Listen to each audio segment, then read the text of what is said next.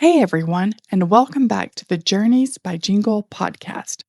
I'm Jennifer, travel advisor, Disney addict, Universal enthusiast, and your guide to making vacation planning a whole lot easier. Today's episode tackles one of the most common questions I get from clients. Should we go to Disney or Universal? Now, if you've spent any time on social media, you know people have very strong opinions about this topic. Some people act like choosing Disney over Universal is a moral failure. Others think Disney fans have completely lost touch with reality and are willingly paying $8 for a bottle of water and calling it magic. But here's the truth. Disney and Universal are both fantastic vacations. They're just designed for different travelers. So today we're going to break down the differences, talk about who each destination is best for, discuss costs, planning, rides, food, and hopefully help you figure out which one might be the better fit for your family. So let's dive in.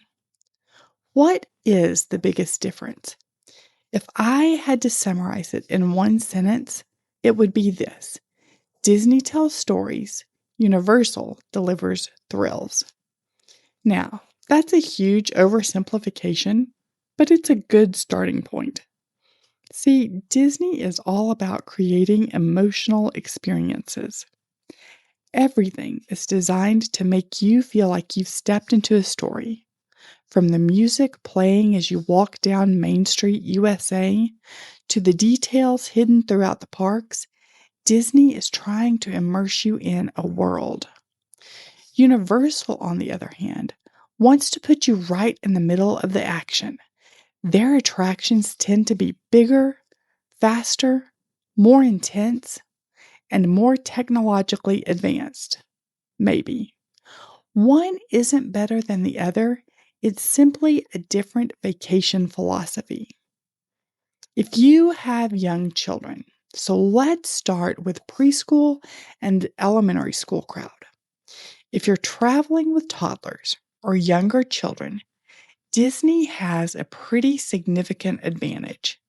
Magic Kingdom alone has more attractions for young children than some entire theme parks. Kids can meet princesses, hug Mickey Mouse, ride Dumbo, fly with Peter Pan, sail through It's a Small World. They can spend an entire day in a park designed to take everyone back to their childhood. And honestly, there is something incredibly special about watching a child meet their favorite character for the first time. I've seen grown adults cry during those interactions. Parents are often more emotional than the kids. Now, Universal has improved dramatically for younger children, especially with lands like Super Nintendo World and the DreamWorks area. But if your child is obsessed with princesses, Mickey Mouse, Frozen, Toy Story, or classic Disney characters, Disney is probably going to win this category. Now, if you have teens, let's talk about those teenagers, because teenagers can be a completely different challenge. Universal often shines here because the rides are more intense. The atmosphere feels a little more grown up. The intellectual property tends to resonate strongly with older kids. And let's be honest, many teenagers would rather spend the day riding Velocicoaster than waiting in line to meet Cinderella. Universal's lineup of thrill rides is absolutely stacked. Hagrid's Magical Creatures Motorbike Adventure, Velocicoaster, The Incredible Hulk Coaster, Harry Potter and the Battle at the Ministry, and now Epic Universe has raised the bar even higher. If your family is made up of adrenaline junkies, Universal deserves serious consideration. The Harry Potter factor. Okay, We need to talk about Harry Potter because this category isn't even close. If someone in your family is a die-hard Harry Potter fan, Universal has something truly special. Walking through Diagon Alley for the first time is one of those theme park moments that people never forget. The attention to detail is incredible. You can drink butterbeer, cast spells with interactive wands, ride the Hogwarts Express, explore Hogsmeade, visit the Ministry of Magic. I could go on and on. And it is truly like stepping straight into the movies. Even people who aren't huge Harry Potter fans often leave impressed. Universal absolutely nailed these lands. And yes, I have personally spent an embarrassing amount of money on butterbeer. No regrets. Now, Disney magic. So let's talk about this. It's harder to quantify. I know that sounds cheesy. I hear myself saying it, the magic of Disney. But it's real. Disney has spent decades creating emotional connections with families. Many people grew up watching Disney movies, and now they're sharing those same characters and stories with their children and grandchildren.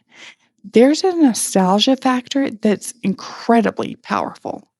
I can't explain why some people, certainly not myself, cry during Happily Ever After. I just know they do. Sometimes it's because they're remembering childhood memories. Sometimes it's because they're creating new ones. And sometimes it's because that soundtrack is basically emotional manipulation set to fireworks.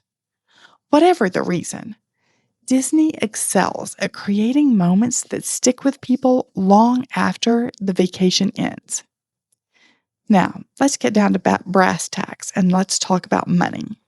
This is the question everyone asks: which one is cheaper?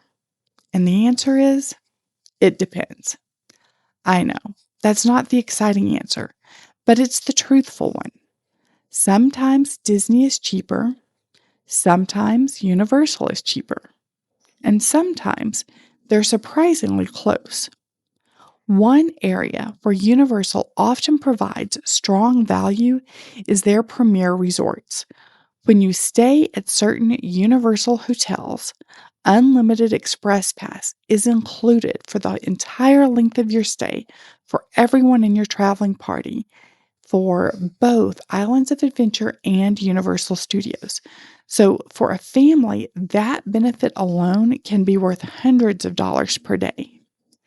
Now, Disney offers more hotel choices overall, ranging from value resorts all the way up to deluxe accommodations.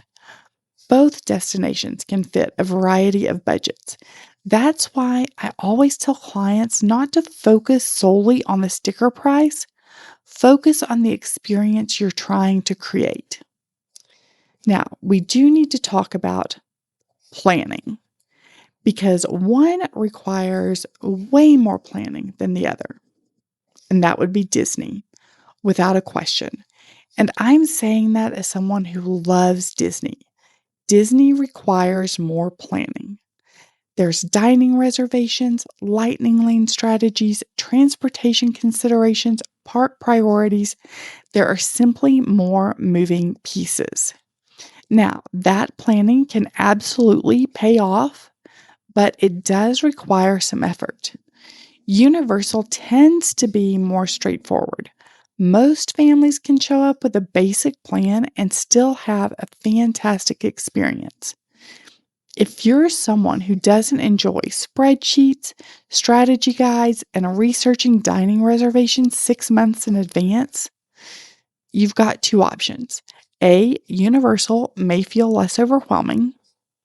B, and I would choose this option regardless of which um, which you decide to go with, Disney or Universal, I would go with a travel advisor, such as myself, simply because This is my bread and butter. I am in these parks multiple times a year, and I can really take the time out of all of that planning and boil it down to nuts and bolts for you so that it doesn't feel overwhelming.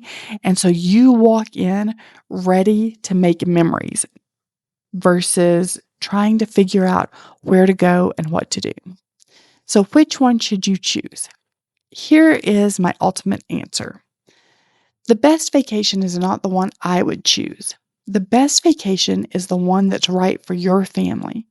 If you have young children, love characters, and enjoy immersive storytelling, Disney may be the perfect fit.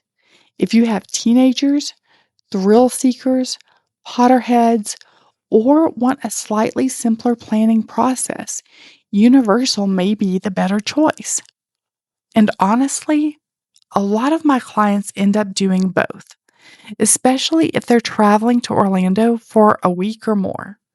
So you don't necessarily have to pick a side. This isn't a custody battle. Mickey and Harry can coexist peacefully, at least most of the time. As someone who is a Disney fanatic, holds a Universal annual pass, and was fortunate enough to preview Epic Universe before it officially opened, I've learned that every family is different.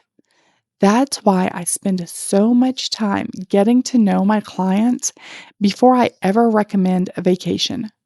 Because the right answer isn't always Disney, and it isn't always Universal. But the right answer is whichever vacation creates the memories your family is looking for. If you're trying to decide between Disney and Universal and would like some help sorting through the options, I'd love to help. You can find me at www.journeysbyjingle.net or through the links in today's show notes. Thank you so much for listening. And until next time, pack your bags, make some memories, and I'll see you on the next adventure.